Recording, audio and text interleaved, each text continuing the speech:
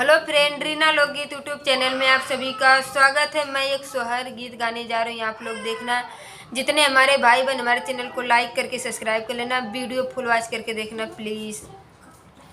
जब से बाउरिया के भाई नंदलाल हो पलंगिया पे पानी मांगे, बहुअर हमार हो पलंगिया पे पानी मांगे, बहुअर हमार हो पलंगिया पे पानी मांगे।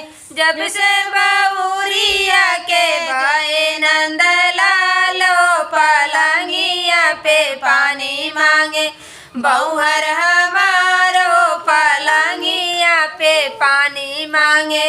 देवता मनाने को सासू बुलाई, देवता मनाने को सासू बुलाई, सासू ने आके देवता दिल से मनाई, सासू ने आके देवता दिल से मनाई। सासू हमारो की करे हमार सम्मान हो, सासू हमारो की करे हमार सम्मान हो। पलंगिया पे पानी मांगे, बहुअर हमारो पलंगिया पे पानी मांगे, बहुअर हमारो पलंगिया पे पानी मांगे।